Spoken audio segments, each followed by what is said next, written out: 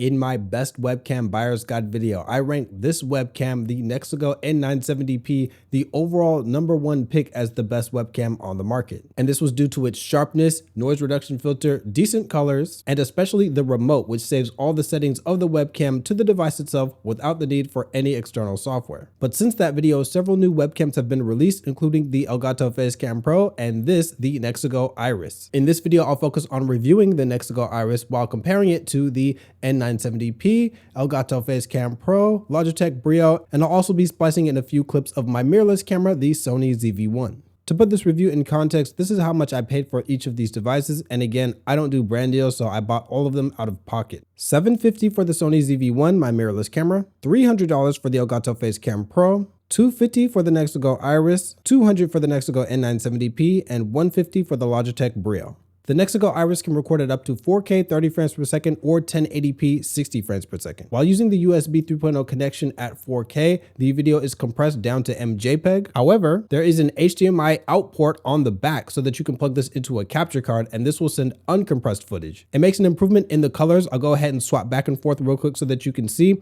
This is uncompressed HDMI. And this is using the USB 3.0. Mostly you'll see it in skin tones, not a whole lot of colors change, but if given the opportunity, I would use the HDMI. I do think that this was an opportunity for NexiGo to do a lot more. The Facecam Pro can do 4K 60 frames per second and it's doing it through USB. And one of the issues is it's compressed to MJPEG, which really kills the colors. If NexiGo was able to get 4K 60 uncompressed through HDMI, I think it would have decimated the competition. But then again, that's only for a select few people. Honestly, I'm a rare power user. Not very many people would buy a webcam just to use the HDMI cable and then plug it into a capture card that they had to buy separately. Anyway, at 1080p 60 frames per second or below, you can use this webcam uncompressed, either NV12 or YUY2. And that's going to help significantly when it comes to smoothness, like whenever there's motion in the shot. The sensor inside is tied as the largest sensor on any webcam on the market to date. It's 1/1.8 inch and it's a Sony Starvis CMOS sensor. It's the same size and brand, so it might be even the exact same sensor that's in the Elgato Facecam Pro. However, as I'll show in a little bit, the images that you'll get out of the Facecam Pro and the NexiGo Iris are completely different. The Iris comes with a remote just like the N970p, and the lens on this device is fixed focus. So as I can demonstrate with this remote, it'll never really be able to focus on anything that's close up. The focus distance is listed from between 10 to 90 inches. The focal length of the lens is 4.2 millimeters. And I'm glad that NexiGo was very upfront about this and actually put this in the user manual, unlike Elgato. And what's also listed in here is that the aperture is f2.2. And that makes an entrance pupil of about 1.9 millimeters. So there is no blurry background, as you can see behind me, but with the fixed focus lens, that was never really on the table anyway. Now there are two noise canceling microphones on the NexiGo Iris. I actually can't get them to work right now, unless I'm doing something wrong here. These are the audio sources that I have available. And when I select the NexiGo Iris, you can't see anything down here. All right, so what I learned while editing this video is there's actually a mute button. Honestly, I think there are way too many buttons on this remote, but anyway, it's easy to accidentally press, but this is the mute button, and if you press it, obviously it will mute the microphone, so you won't be able to hear it, but there's no notification after you press that. So if you pressed it like on accident or accidentally bumped it, and you didn't see that, you just never know that you were muted. And yeah, this is what these microphones sound like. They're not good, but the placement can't possibly be optimal because it's so far away from you. I wouldn't use these anyway. If you're spending this much money on a webcam like this, then just get like a standalone USB microphone, or even a headset mic is going to sound better than a webcam mic. The Iris comes with a monitor mount and 1/4 inch tripod threading, which is standard. You can't move the device left and right at all once you put it on the monitor mount, but at least you can use the monitor clip to tilt it up and down. Now I know there's electronic pan tilt zoom where you can like move in and then you can go up, down, left, right, and all that to like get the framing that you want. And there's even all kinds of AI tracking and picture-in-picture. And I'm sure that there are people that can make use of this in a conference room setting. But the last time I was on a Zoom call, I just wanted my camera to be as non-distracting as possible. So being able to physically move it and then just leave it would have been the best for me. Probably the cheapest privacy cover ever invented comes with the Iris, maybe even as cheap as the privacy cover that's on the NexiGo N930AF that I reviewed quite a while ago. It technically functions, but yeah, it doesn't like clip onto the device. It's not really secure. It's just kind of hovering there. But again, that's better than having no privacy cover at all like the Elgato Facecam Pro. The wire on the Iris is 3 meters long, about 118 inches. It's thick and it's really heavy, which can be good. It just means that if you're gonna be putting it on a tripod, it needs to be like wide, heavy, and sturdy also, so that the webcam doesn't just move to the slightest touch and get dragged by the wire. Also, it uses a very strange USB-B to A cable. It's USB 3.0, but I'm not really sure why they use that cable in particular, but it is pretty bulky. So the only issue is just that if that breaks or you lose it or whatever the case is, you probably don't have another one lying around. So overall, I don't really have any complaints about the build, except that it's very bulky. All right, now let's get into the image quality. Starting with the detail and clarity, we can see already that there's a pretty big improvement over the NexiGo N970p, which I do have to say actually looks quite good still. Really what it comes down to is the N970p, the sensor is smaller. Not sure exactly what the size is, I don't remember, but the Iris does have the biggest sensor on any webcam, tied at least with the Facecam Pro. So what it's able to do is it's able to get this image and there's less grain, so there's less smoothing over because the noise reduction filter doesn't have to be as strong. But I have to say the Elgato Facecam Pro also does a very good job in terms of sharpness. It also has a similarly sized, well, the same size sensor, so it also doesn't need to have an aggressive noise reduction filter. You can't even change how effective or how strong the noise reduction filter is on the Facecam Pro, but it doesn't need to kick in that hard. So it's able to have some pretty good detail overall, hoodie, face, textures overall. I think both of these do a great job. I do think that the Facecam Pro looks a little bit cleaner. I think the Iris looks a little bit gritty. That's like the best way that I can really describe it. It's almost like it's like over sharpened in a way, but I do think that both of these webcams do a great job. Now, this is in contrast with this, the Logitech Brio, which is actually a very sharp image itself. The problem is just that because the sensor is so small on this thing, it has so much more grain, and you can see that in the dark colors, especially. You can even see it on the wall. Once you see it, you can't unsee it. And it makes the image look a lot more pixelated than it really should, because it is pretty crisp. But when you really start to like look at details of stuff,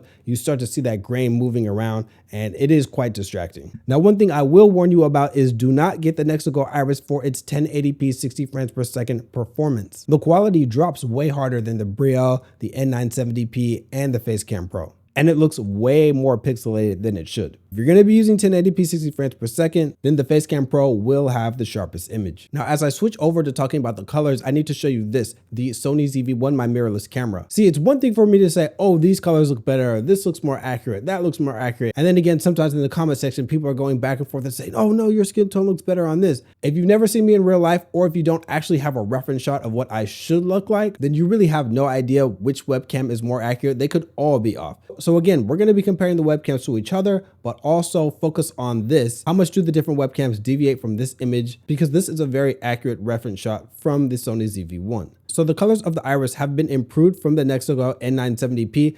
I'm not actually sure if the firmware update on the N970p improved the colors at all, but there was a greenish tint to that thing that was very hard to get rid of, and I've been able to get rid of it through some more tweaking. Either way, let's go ahead and shift over to that. The N970p actually is quite decent when it comes to the colors. I do like my skin tone in the Iris a little bit better, but it's not like a super major difference. The white balance is pretty good on both devices, and one of the reasons is because you can manually change the intensity of the red or blue tone. For example, this is the N970p. You can go into colors, and then you can have either your custom white balance, which has worked pretty well right here. But if this didn't work, then you could manually change red tone, blue tone. I found that on the N970p, it's best to actually use the Kelvin value, at least for my shot. And then on the NexiGo Iris, I found that using manual gave me a better result. And I manually tweaked the red tone. This is at 51 right now. And then I can go up and I can change the white balance like that. Or I could also drop it back down the other way. And I found that this was about as accurate as I wanted. Hue you can alter, but it's like super off either way. So I would just leave it at its default of 4. I don't think that using the custom white balance color temperature really works very well on this device. It's just, everything is just crazy off, really, no matter what I did. But with manual, I was able to get quite a good shot. Now, switching over to the Facecam Pro, this thing can either do quite decently or really, really bad. So in this shot that you see right here, it's actually not super offensive. Again, as I said in my previous videos, my lips are like too pink, like magenta. Same goes for my hands. And you can see a little bit back there with those HyperX boxes. But the rest of the colors in this shot in particular are actually not that offensive. Even my skin tone overall is not too bad. My eyelids don't really have that kind of magenta that they had in some of the previous footage that I had. But I'm gonna throw up some footage right now, and you're gonna see my hair is like kind of red. The black of my shirt is like this bluish red, and these are like the same settings, and they're actually the exact same indoor lighting conditions. So the Facecam Pro is just super inconsistent. It matters what's in this shot, it matters how much light's coming in, where the light's coming from. I will talk about the dynamic range of the Facecam Pro though, because I do think that it has an advantage in that department. Now here's the Logitech Brio, a little bit too red in the skin tone overall, but it doesn't have that same kind of overpowering magenta issue in my lips and on my hands and any of the reds that are in the shot. The white balance is pretty good. I've always said the Brio's colors are just kind of unoffensive. They're not like accurate, but they're not like so off that it's like a major issue. So overall, I do think the best colors are the NexiGo Iris, but it starts to really falter when it comes to the dynamic range. This is a very contrasty image. In fact, I would even say that this has the worst dynamic range of all of these devices that I have up, which is very surprising considering that this does have the largest sensor tied with the Facecam Pro. There's a lot of black crush going on in this shot. My shirt, it's dark, but it doesn't need to be dark to the point where you're losing some detail and textures. That shirt that's in the back, yeah, I know it's not supposed to be in focus from that distance, but it's completely black. I have brown hair, but you can only really tell at the lower parts where the light is like reflecting off of it better. Back here in the shadows, it just looks totally black. Now this is with the default saturation, and for some reason this continues to reset itself every single time I turn this thing on, the contrast in particular, which I'll talk about some of the issues with saving the settings in a little bit. But if you drop this down, for example, I moved it down to 40, and this is able to bring up a little bit of the detail in the shadows, really not like a whole lot, but a little bit. Hair's still really dark, but it starts to overexpose like my face. So if I went even lower to like 20, it does start to lift up a little bit in those dark areas, but now my face is like super pale and it's just like way washed out. HDR is an interesting option that you can apply. It makes things look really fake. Now, if I bring the contrast back up to what it normally was, it's honestly not the worst look ever, but it does look like you just kind of dragged a contrast slider in like paint. So yeah, I think this is kind of a post-processing thing because it's the same sensor size as you're getting on the Facecam Pro, where you can see a lot more details in the darker colors, in the blacks, you know, in my hair. It's not ridiculous, like it's not to the level of like the Sony ZV-1, which I can go ahead and show also, where you can just see texture and detail and colors everywhere. Nothing's really getting crushed to black, but this is a mirrorless camera anyway, so of course it's gonna be doing a really good job. In fact, this was even pretty contrasty out the box, and I tweaked a lot of settings to get it to look like this. And some people like that image where it's like really contrasty, the dark colors are like deep black, and then the brights are like just really bright. And this is actually something that you're able to do on the NexiGo N970p, where the black crush isn't really too bad on this device at all. It's actually pretty good. I think the contrast is nice on it. If I move this a bit, the shirts that are in the back, they're not like completely black. Same thing goes for my hair and for my hoodie. On the Iris, it is super intense and it looks kind of like, I don't know, like a movie or something. And then here we go with the Logitech Brio. Again, this device does a really good job at this. Actually, I think they have some post-processing going on because it's able to deal with a lot of really harsh light. I'm putting my hand up to this light because this is the Facecam Pro. When it reflects off, it's usually like really bright reflection, but this has some sort of like HDR post-processing that it's able to do.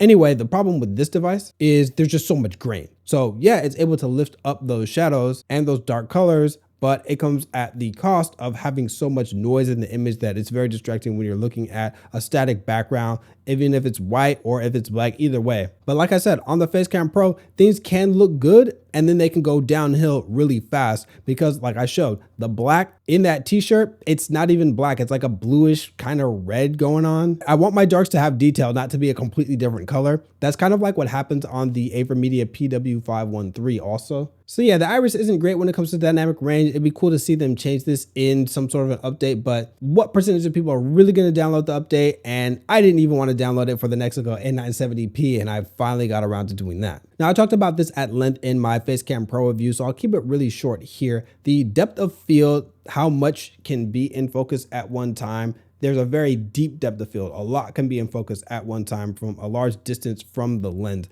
That is kind of the point with the NexiGo Iris because it's fixed focus, but just know that you will never get a blurry background or a shallow depth of field with this device. You're not going to get it with the Facecam Pro either. You're not going to get it with any webcam. Now I want to talk about the built-in software of the NexiGo Iris. It's not like a program that you have to download. I'm really just talking about the remote and the ability to control the settings on the device with this thing. So you can adjust anything that you need on the device with the remote with far greater precision than you can get in OBS or any other software. Exposure, shutter priority, and brightness priority. You can really just change like anything, like however you want to. Even though this is at 30 frames per second, I do have this down to 1/120. And the reason is because, well, I'll go ahead and show you, even if I drop this down to its lowest ISO and bring this down to like 1/100, it can get overexposed pretty quickly. So actually, if I had it at double the shutter speed of 1/60 and the frame rate is 30 frames per second, it gets overexposed really quickly. So I had it down to 1/120 and then crank the ISO up to 200. But you can tweak it depending on what your lighting scenario is like. Colors, again, I demonstrated this. I kept this in manual because, I wasn't really feeling the custom. I haven't actually tried the white balance mode, but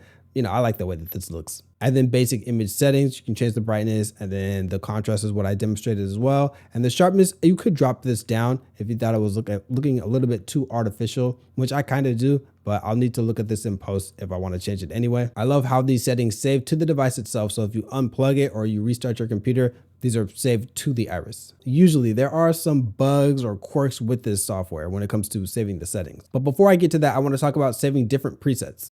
Now on the NexiGo N970p, in my last video, I did make one error. I thought that you could save different settings like the exposure, white balance, and all that stuff to these different buttons 1, 2, and 3. And I learned it actually only saves the pan, tilt, zoom. So for example, if I'm gonna actually use this device, I'm not gonna do like a full tutorial, but let's say if I were to like zoom in and I wanted this to focus like just on my face, I can press this button and then I can press like number 1.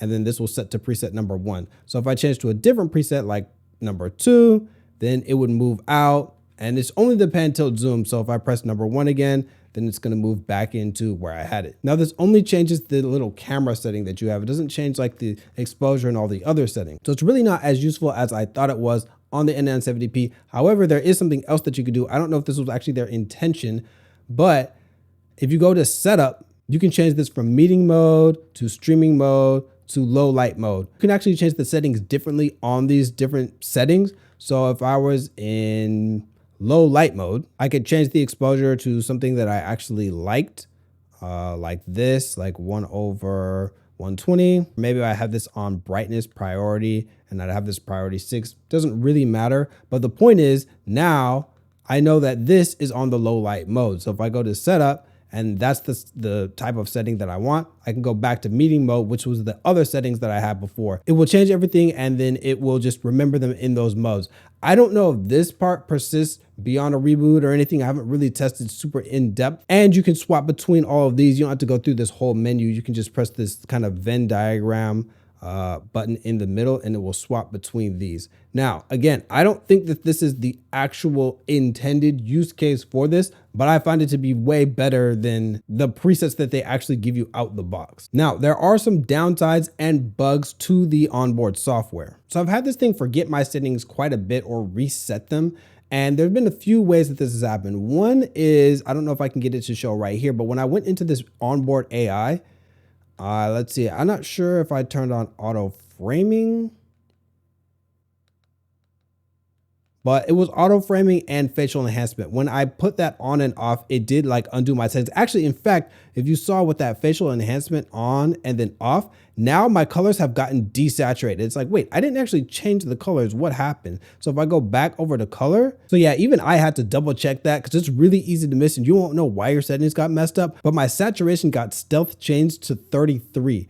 So I actually had it at 39. And now it looks a lot warmer. It looks like, oh, okay, that's what changed. But you don't know that just because you went in that facial enhancement tab. So I had it at 39 right now. Onboard AI. Facial enhancement off. Then I turn it on and then I turn it off because it started off. But now everything's faded, and what happened is you can see saturation got dropped down to 33. Another thing, if you change the frame rate or the resolution. So right now, I'm gonna change this to, let's do 1080p and 60 frames per second. And we're gonna keep it at MJPEG. And I'll actually switch to this because this is full screen. Now this is the NexiGo Iris 1080p, 60 frames per second. And the colors have totally changed. And just because I changed the frame rate and the resolution, why are all my settings gone? Well, if I go into this menu and then I click color, now it brings them back. You're like, what just happened? Just by clicking it, it brought it back. Exposure, same thing. You click it, it brings your stuff back. So I don't even really want to mess with anything else, but I'm just saying that there are glitches and bugs with this thing when it comes to like going into the wrong thing in the menu and it will change your settings without you actually doing anything, or even like in OBS or another program. Oh, I just want to change the frame rate resolution. This is stuff that like does not happen with this webcam, the N970p. Whenever I would change the resolution, the frame rate, or like the, whether it's uncompressed or whatever, it would still just keep all of those settings. So long story short, the remote is really good and it's really useful, but there definitely needs to be some tweaking going on with how the settings are saved and how they're recalled. And I don't really know what NexiGo can really do about this now, because if you throw out a firmware update, there's going to be a very, very, very small percentage of people that actually download and apply it. All right, verdict time. Should you buy the NexiGo Iris? At its full price of $250, I've got to say no. It's the same thing I said about the Elgato Facecam Pro in regards to its launch price of $300. And just like in that review, it's hard to say if the Iris is just the best webcam out, because it excels at some things, but doesn't do super great at other things. You would think because of the sensor, the dynamic range would be amazing. It's really not that good. The colors are improved over the N970p. I think of all the webcams that I have, ignoring the intense black crush, just for the colors, it does get the closest to my mirrorless camera, which is the Sony ZV-1. So I do think that they did a very good job in terms of the colors, even at MJPEG compression, and it looks even better uncompressed if you're able to use that HDMI cable. The sharpness is good. You can control how intensely you want the noise reduction filter to activate. I didn't even really demonstrate too much of the 2D and 3D noise reduction filter options. I already talked about the remote and how good this thing is. Well, the potential of it, it has a privacy cover, unlike the Facecam Pro. The only thing that's really missing from this device is being able to do 4K 60 frames per second. But honestly, I take the 4K 30 of this over the Facecam Pro's 4K 60 just because the Facecam Pro's colors are so off. At the end of the day, if the Iris drops to like $200 or less, I can see buying it. It is a legitimate improvement over the NexiGo N970p, and I do think the picture overall is better than this, the Logitech Brio. And overall, it just makes the Facecam Pro look crazy overpriced. But if you see the Iris for its launch price or really anything over $200, I think you're getting too close to mirrorless cameras like the Sony ZV-1F, the Canon M200. This is the Sony ZV-1 that actually costs significantly more than those. I think you're really going to get such a better image out of a mirrorless camera. You get the better colors, you get the better dynamic range, you get the shallow depth of field. The sharpness is even better. There's even less grain, even less of a need for a noise reduction filter. So basically, I break it down like this. I'd say there's two main ways that you can go. I would either go with the cheaper NexiGo N970p, especially because it got discounted once the Iris came out. This webcam still is great, especially for its price. Or you can even get the Logitech Brio, but again, I do think that the N970p is a better device overall than the Brio. Or if you don't want these cheaper webcams and you do want that really high quality, I'd step all the way up to a mirrorless camera because it just looks so much better than any webcam. None of them can touch this. But the Iris does look really good. If you do actually end up buying this thing, this is a really good device, and I think it is a much better purchase over the Elgato Facecam Pro.